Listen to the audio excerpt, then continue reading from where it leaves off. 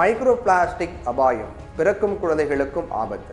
கோவை கல்லூரி ஒன்றின் பிளாஸ்டிக் ஒழிப்பு சாதனை நிகழ்ச்சியில் பங்கேற்று சுற்றுச்சூழல் துறை அமைச்சர் மையநாதன் ஒரு அதிர்ச்சி தகவலை வெளியிட்டார். அதாவது மனிதர்களை தவிர பிளாஸ்டிக் பொருட்களை வேறு உயிரினங்கள் பயன்படுத்துவது கிடையாது. பிளாஸ்டிக் பயன்பாட்டால் உலகின் அனைத்து உயிரினங்களும் மட்டுமில்லாமல் மண், நீர், காற்று அப்படின்னு எல்லா வளங்களும் பாதிக்கப்பட்டிருக்கு.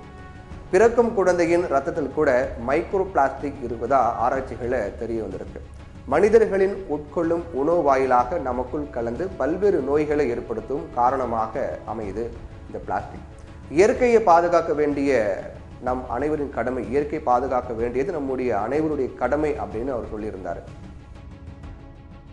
சரி, பிளாஸ்டிக் தெரியும், அது என்ன மைக்ரோ பிளாஸ்டிக் அப்படிங்கிறது இப்போ நம்ம பார்க்கலாம். பிளாஸ்டிக்ல சிறிதாக உடைந்து மிக மிக நுண்ணிய பிளாஸ்டிக் துகள்களாக மாறுவது மைக்ரோ பிளாஸ்டிக் ஆகும். பிளாஸ்டிக் உடைந்து 5 மில்லி அளவு இருக்கக்கூடிய நுண்ணிய துகள்கள் ஆவதை மைக்ரோ பிளாஸ்டிக். சிலர் ஒரு நானோ மீட்டர் அளவு உள்ள பிளாஸ்டிக்கை மைக்ரோ பிளாஸ்டிக் அப்படிங்கிறாங்க. இந்த அளவு பிளாஸ்டிக்குகள் பிறக்கும் குழந்தையின் ரத்தத்தில் கூட இருக்கிறதா அமைச்சர் எச்சரிக்கை விடுத்திருக்கார். நானோ மீட்டர் என்பது மெட்ரிக் முறையில் ஒரு மீட்டரின் 1 பில்லியன் ஒரு பங்கை குறிக்கும். அதுதான் அந்த நீள அலகு அப்படின்னு சொல்லுவாங்க.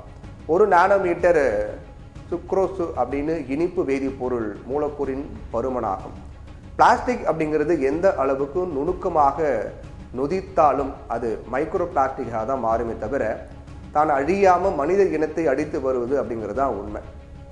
ஏற்கனவே மார்பக பால் ஆராய்ச்சியில் தாய்ப்பாலில் பாலித்தீன், பிவிசி மற்றும் பாலிப்ரிப்ளீன் ஆகியவற்றால் ஆன மைக்ரோ பிளாஸ்டிக் கண்டறியப்பட்டிருக்கு. இத்தாலியின் ரோமில் குழந்தை பிறந்த 1 வாரத்திற்கு பிறகு ஆரோக்கியமான 34 தாய்மாரிடமிருந்து எடுக்கப்பட்ட மார்பக பால் மாதிரிகளை மைக்ரோ பிளாஸ்டிக் கண்டறியப்பட்டது. அதில் 75% மைக்ரோ பிளாஸ்டிக் இருப்பதை விஞ்ஞானிகள் கண்டறிஞ்சிருக்காங்க. அதே போல நாம் உண்ணும் இறைச்சிகளில் பிளாஸ்டிக் துகள்கள் கலந்திருப்பது அதிர்ச்சியை ஏற்படுத்தி இருக்கு. நெதர்லாந்தின் VUA விஞ்ஞானிகள் முதல் முறையாக மாட்டு இறைச்சி மற்றும் பன்றி இறைச்சியில மைக்ரோ பிளாஸ்டிக் துகள்களை கண்டறிஞ்சிருக்காங்க.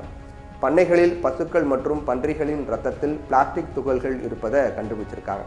சோதனை செய்யப்பட்ட இறைச்சி மற்றும் பால் பொருட்களில் பெரும்பாலானவற்றிலும் இரத்த மாதிரியிலும் பிளாஸ்டிக் மாசுபாடு இருப்பது கண்டறியப்பட்டிருக்கு. பிளாஸ்டிக் பயன்பாடு உடல் ஆரோக்கியத்தையும் சுற்றுச்சூழலையும் மோசமாகிறது அப்படின்னு பல ஆண்டுகளாக பேசப்பட்டு வருது. ஓரளவுக்கு அதை எல்லாரும் உணர்ந்திருந்தாலும் அதன் தாக்கம் முழு அளவிற்கு மக்களுக்கு புரியுதா அப்படின்னு தெரியல. பொது இடங்களில் பிளாஸ்டிக் குப்பைகள், பிளாஸ்டிக் கவர்களை உண்ணும் விலங்குகள், பாம்பின் வயிற்றிலிருந்து எடுக்கப்படக்கூடிய பிளாஸ்டிக் கழிவுகள் அப்படின்னு பல ஆண்டுகளாக பிளாஸ்டிக்கின் எதிர்மறையான விளைவுகளை நாம் பார்த்துக்கிட்டு இருந்தாலும் இப்போ அது ஒரு விபரீத அளவை எட்டி கொண்டிருக்கு அப்படிங்கிறதா உண்மை. உடனடியாக நாம் இதை பற்றி யோசித்து மாற வேண்டியது நம்முடைய பொறுப்பும் கடமையுமா இருக்கு.